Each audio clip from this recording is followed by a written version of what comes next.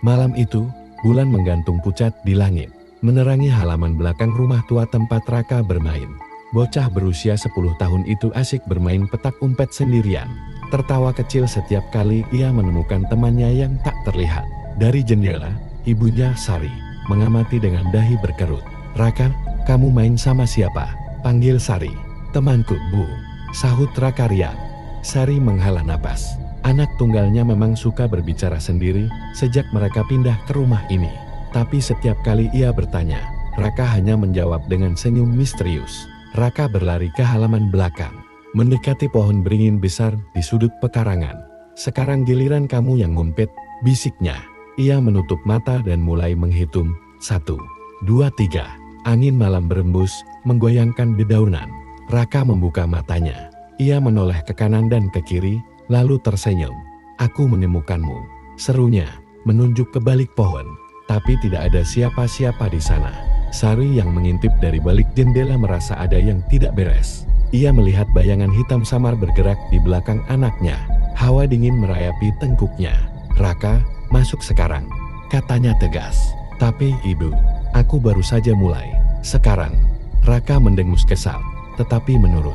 Begitu ia melangkah ke dalam rumah, bayangan di bawah pohon itu tampak bergeser sedikit, seolah menatap mereka. Sari terbangun tengah malam oleh suara lirih yang terdengar seperti nyanyian anak kecil. Ia merayap ke kamar Raka dan melihat anaknya duduk di tempat tidur, menghadap jendela yang mengarah ke halaman belakang. Mulutnya bergerak-gerak, seakan-akan sedang berbicara dengan seseorang. "Raka," panggil Sari dengan suara gemetar. Raka menoleh perlahan, matanya kosong. Ia menunjuk keluar jendela. "Ibu, dia ingin masuk."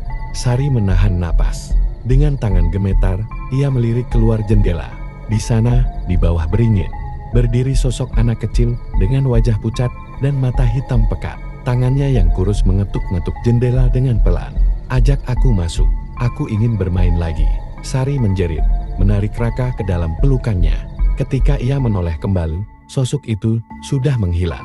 Sari akhirnya meminta bantuan dari tetua kampung. Seorang wanita tua bernama Mbok Surti datang dan langsung menuju halaman belakang.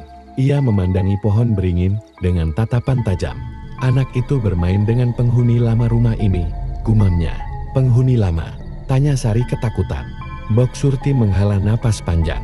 "Dulu, ada anak kecil yang tinggal di sini. Ia sering bermain sendirian di bawah pohon itu.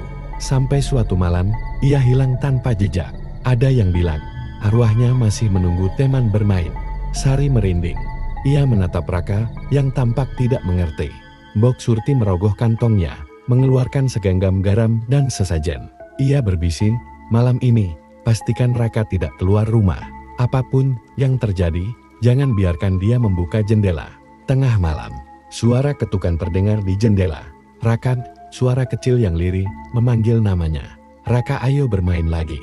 Raka menggigit bibirnya, tangannya gatal ingin membuka jendela. Tapi teringat pesan ibunya.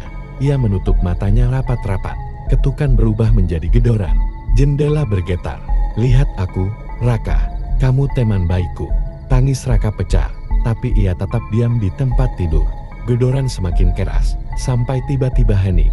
Ketika pagi tiba, Sari menemukan jejak kaki kecil yang basah. Di luar jendela Raka, Mbok Surti hanya mengangguk. Dia sudah pergi. Untuk sekarang. Tapi sebelum pergi, Raka berkata pelan, "Bul," dia bilang, "dia akan kembali nanti. Kalau aku kesepian."